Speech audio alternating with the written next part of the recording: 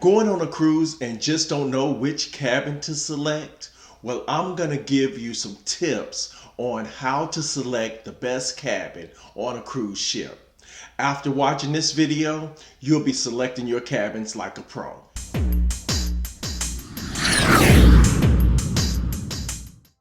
Hey fellow travelers, this is Norman Payne from Up and Away.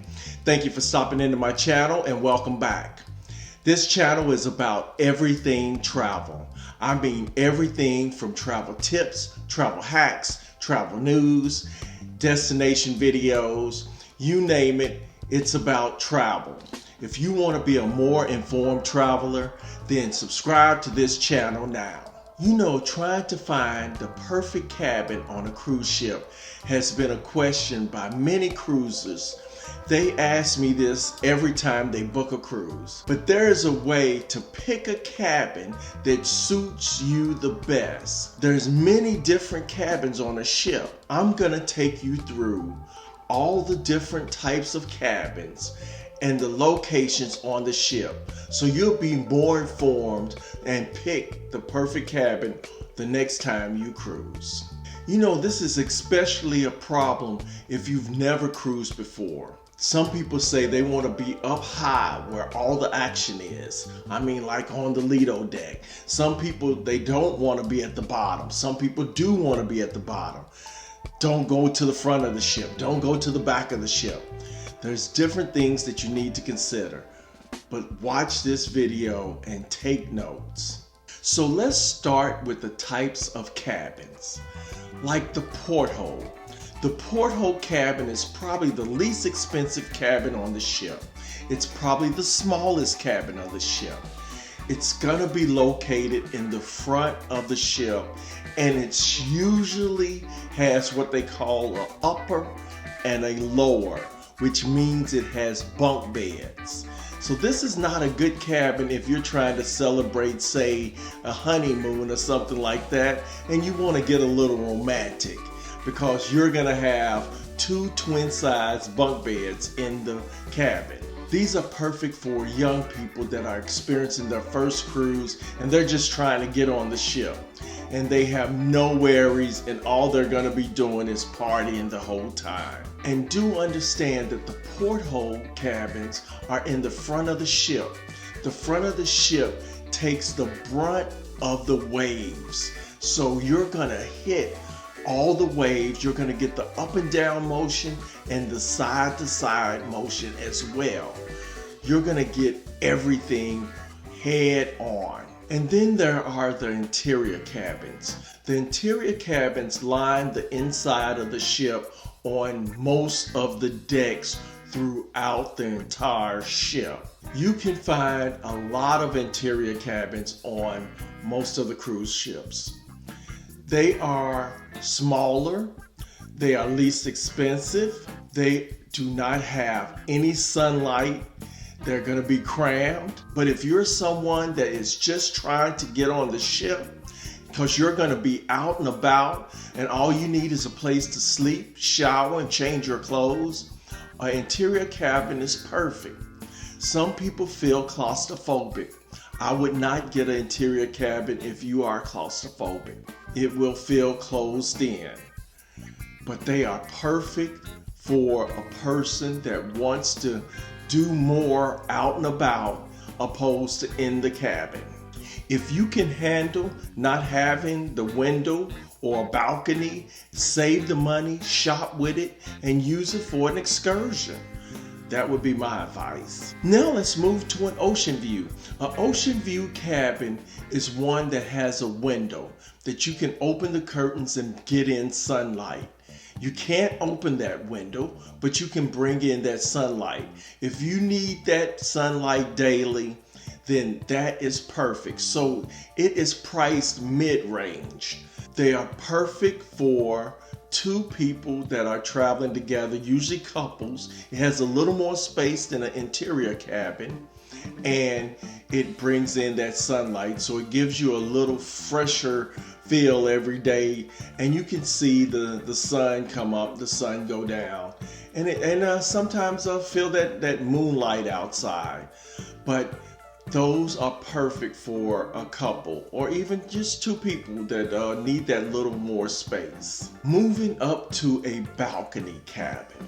A balcony cabin gives you a balcony where you can go out on and sit. You can go out there, catch the sunrise, you can see the sunset, go out there and have a glass of wine or have your morning coffee. These are very nice cabins. It's a little more space inside the cabin. They are great for being romantic or celebrating a honeymoon or anniversary or anything like that. They are a little more costly than the other two, the interior and the ocean view. If you're willing to spend the money, a balcony is a nice feature. And then, for those who like to splurge, there are suites. The suites are a lot more space than a balcony, and it gives you a balcony as well.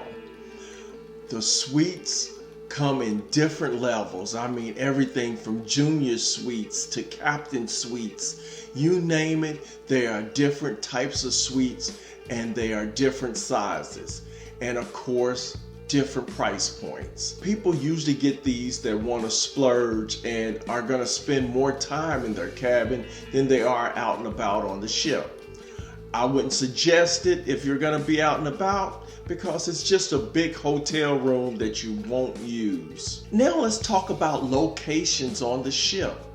Let's go to the front of the ship, or forward as they call it.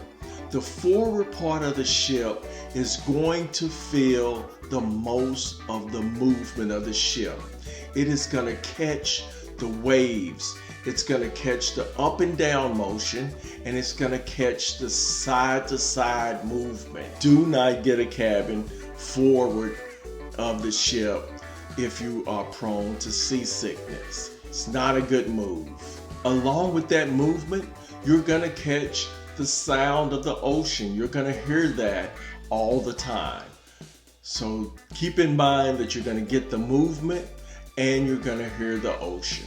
Midship is the most common place on the ship. It has the most cabins than anywhere else on the ship. And it has the most activities in the middle of the ship.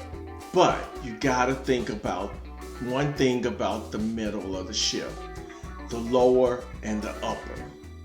Let's go lower. The lower part of the ship is the least moving part of the ship. You don't feel as much movement on the lower part.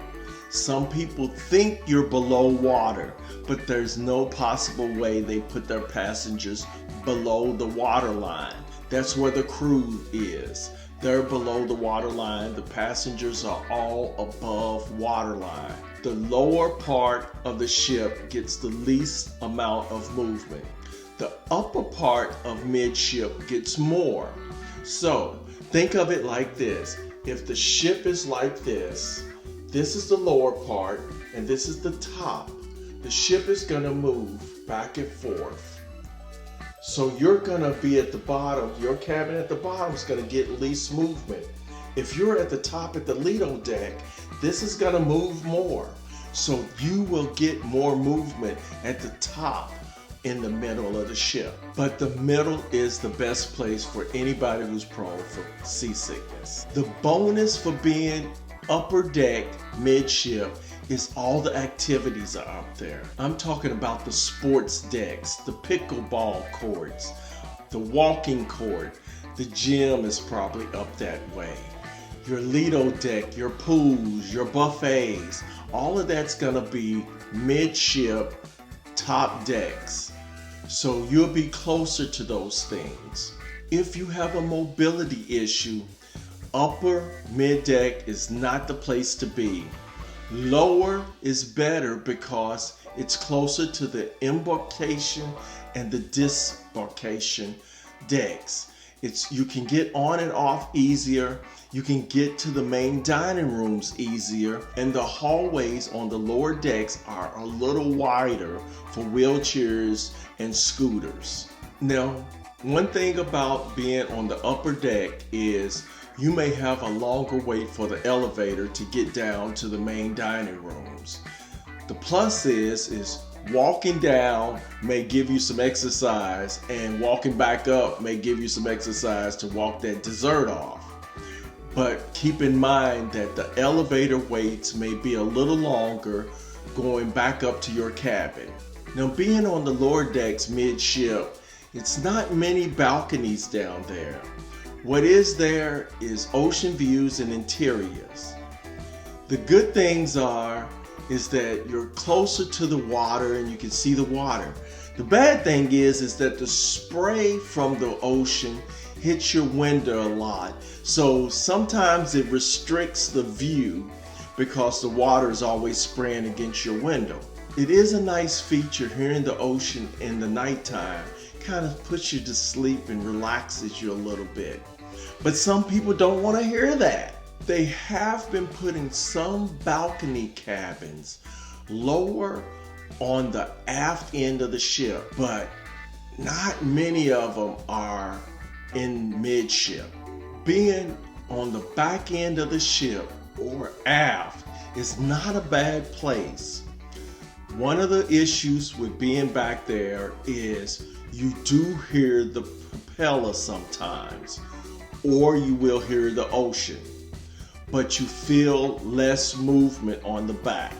You might feel the vibration of that propeller and hear that propeller, but it is a nice feature. And some of the cabins, like the balcony cabins, they are bigger decks back there. I like them because it's away from everything. That is also a problem because you have longer walks to the elevator because there's usually no elevators on the back end of the ship that will go all the way up and all the way down. So you have to walk a little bit longer to get to an elevator that will take you all the way to the top or all the way to the bottom to get to, say, the atrium or to get to the Lido deck. If the view is the priority on your list, then I suggest midship, higher deck, because you have the best view in a balcony cabin than anywhere else on the ship.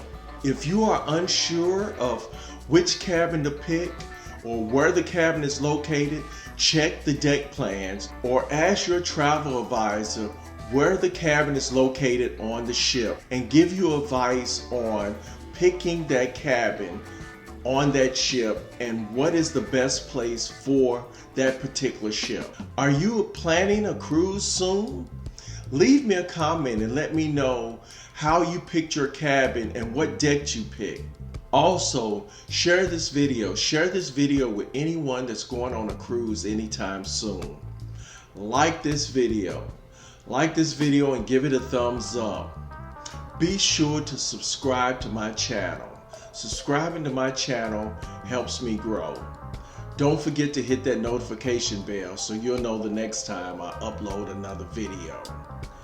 Until our paths cross again soon, I'll see you then. Peace. Please like this video, share it, and subscribe to my channel. Also follow me on all my social media. Just hashtag #UpUpUpNorman.